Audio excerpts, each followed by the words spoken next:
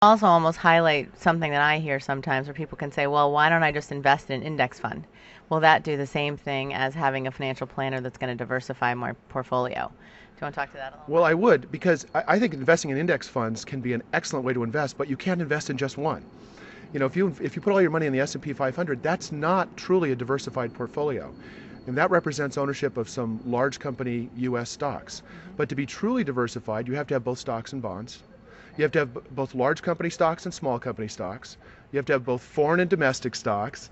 And so as a consequence, you can do all that with index funds, but it's going to take 4 or 5 or 6 or 7 index funds held in the right proportions in order to be truly diversified. If a financial planner is giving you advice about anything that doesn't make sense, don't sit back and think, oh, I must be stupid. I don't understand what they're saying. Ask. Ask. You have a right to understand where every single investment recommendation, every single tax recommendation, every recommendation of any sort is coming from. So if the financial planner is not making sense to you, you need to do one of two things. Either stop them, ask the question, get an answer that does make sense to you, or find someone who can make sense. Right, who naturally you can relate to Right. and can understand. I tell my clients the only stupid question is the one that's not asked. Yes, yes, exactly. And this is why when someone's looking for a financial planner, if they're not currently working with someone, if they go to the Financial Planning Association website, if they go to fpanet.org and they go to planner search, they'll find the names of lots of very competent, skilled financial planners. They're all certified, they all have appropriate education, they all have experience. However, you shouldn't just pick one. Pick 2 or 3 and have a conversation with them, have a meeting with them.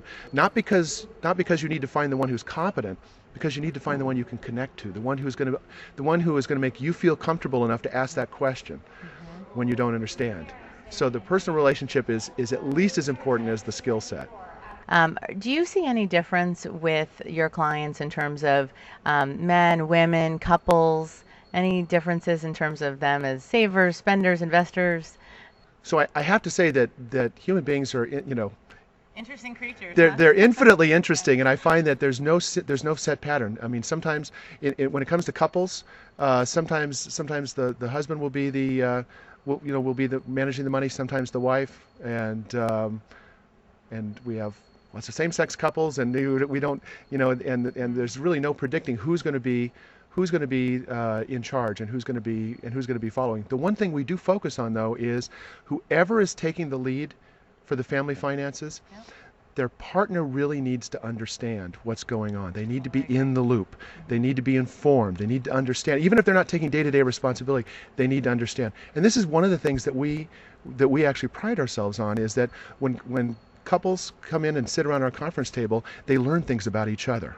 And they learn things about their personal circumstances that they didn't understand before. They learn about each other's it's amazing how often there are surprised looks when one says something that shocks the other. They might have been married for 20 years and they didn't know that about each other. Right. So it should be an opportunity. A financial planning engagement should also be an opportunity for couples to learn more about each other and their attitudes towards money, and maybe learn why some of their past strategies haven't worked.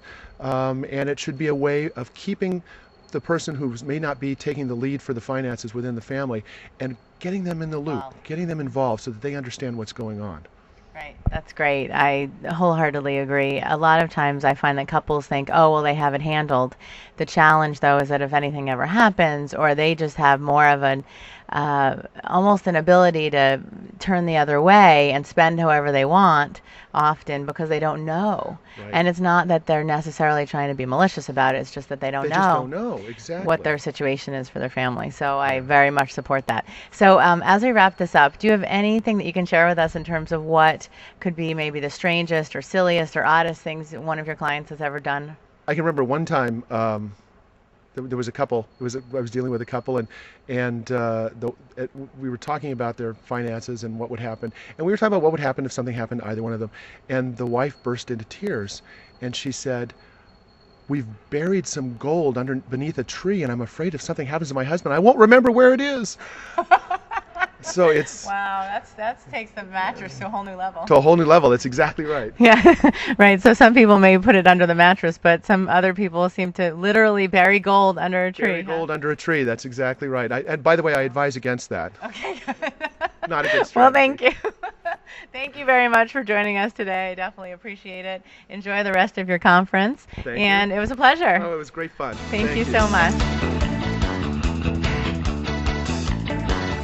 Today we filmed from the Financial Planning Association conference here in Boston, Mass. We heard from 2 financial planners, and we heard from 1 bookstore retail friend of ours up in Winchester, Mass. You learned how you can choose a financial planner, understand the fee structure, and better invest and allocate your finances. These, along with other topics, will be covered on other Money on Your Mind shows, so stay tuned. If you have any suggestions, comments, or feedback, plus money saving opportunities, feel free to contact us at moneytv@ownyourmoney.com. Once again, I am Belinda Fuchs, President and Founder and Chief Money Motivator of ownyourmoney.com and the host of Money on Your Mind. Stay tuned for future episodes where you can continue to learn how to make more, save more, and stress less about the money on your mind.